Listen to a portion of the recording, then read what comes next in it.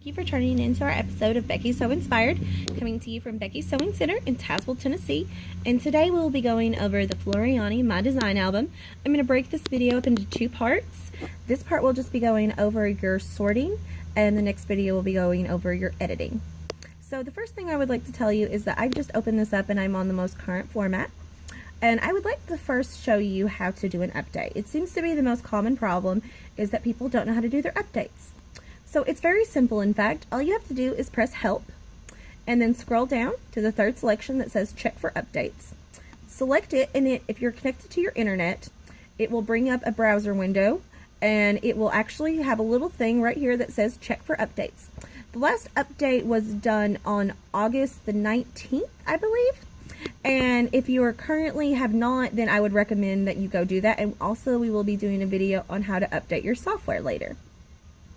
So one cool thing about this is that all of your files, everything from your computer, can be accessed right here in this little window. And then everything else is down here. So if you had added a CD or you had your external hard drive with a bunch of stuff and you didn't want to load it all in your pending, which is actually a good idea because too many files will cause your computer to crash, you could still add them later here. So all of these are my pending files, and these are just files that have come free with the software and up with the updates. And then over here I have my embroidery, my images, and my vector art. My embroidery, of course, would be my JEF, my PES, my HUS, my VIP, and then my images would be like GIFs and other things like that. My vector art would be my FCMs and my SVGs and just other cut work files. And one good thing about it is that all the files that are able to be used with the software are on the back of the CD when you purchase it. So today I want to focus on going into embroidery. So these are all the really nice subcategories that they have with you when you go into embroidery. And I want to show you how to take some of these and put them over here. So I like this little back to school. So I'm going to select it, and then I'm going to hit the control key, and then I'm going to select the other one. I'm going to release the control key, and then I'm going to hit my cursor, and I'm going to carry it over here, and I'm going to put it in children. And I'm going to drop it, and then there it is. And I'm going to click on children and just make sure it's there, and it is. Awesome. So that's the really easy way to select those. Now, if I was going to do a design that I had on a CD or I had on my external hard drive or a flash drive, I'm going to come over here and I'm just going to find it. So right now I'm just going to do this dogs and cats file. I'm going to hit cool cats and we'll do redhead. Alrighty, instead of having to hit the control with these, what I can actually do is come up here to edit, and I can hit select all since I want to take all brands. And then I'm going to hit the cursor and I'm going to carry it over here down to the file that says cats and release. And then there it is in cats.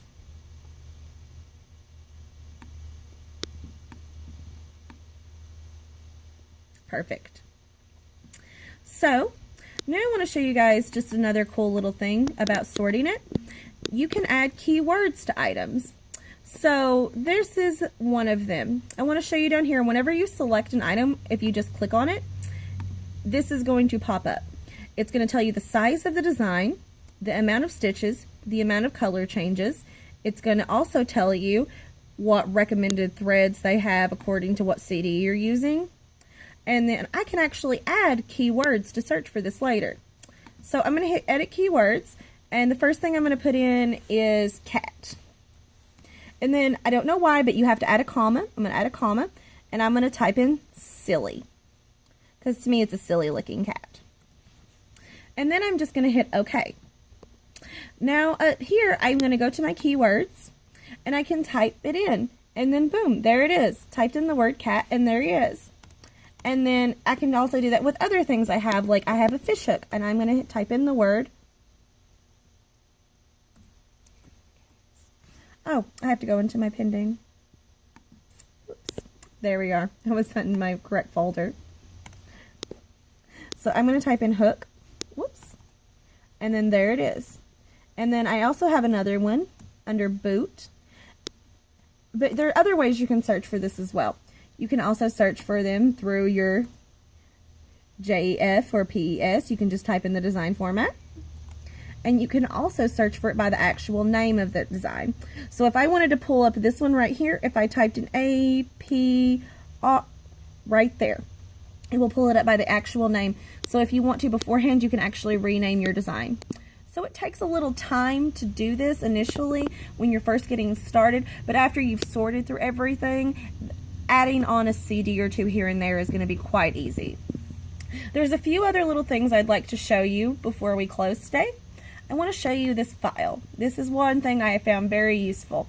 I'm going to hit print setup. I'm going to hit print catalog. When you hit print catalog, this is actually going to allow you to title it, to add a header and a footer. So these are notes for yourself. So if I wanted to do that heart, I could put heart with love, and then I could put something down here like use 14 gauge needle and works well with etc. stabilizer, and then I would just hit OK, and then boom, all of those notes are going to be there for me to use, and it's going to give me my color change number, the size of my design, and it's just going to be like a good little instruction guide for me to have later. So if you want to print it out, you can. If not, you can just close out of the window. It's not a big deal. It's whatever you prefer to do. But I also want to show you that in File, you can go straight to Print. You can export these images as an HTML, which is really great for emails, or you can export an image, which is really good for sending out your SVG files. In Edit, of course, in Edit, you can just select all, which will just select every item that's currently on the screen. If you go into View, you can change it to large icons or small icons or medium icons. You can switch it from the metric system to the empirical system. In Sort, you can sort everything by number, by color changes, by stitch count, by date modified, by file type, or ascending or descending, or by name, which would be alphabetical order in this case. When you go to Tools, you can add watch folders, reset everything, create a backup storage, and so on. But the most useful things overall about this that you're going to use actually up in this top hand part is going to go to be your check for updates, your your edit to select all, and your file print catalog. So stay looking out for our next video on the editing part. And thank you so much for tuning in with us today, guys. So as always, thank you for watching our episode of Beckie So Inspired. We hope that you will like and subscribe to our channel. And you can leave comments below if there's anything that you would like to see in the future date. Also, we are on Facebook and Instagram at Beckie Sewing Center. And thank you all so much. You have a blessed day.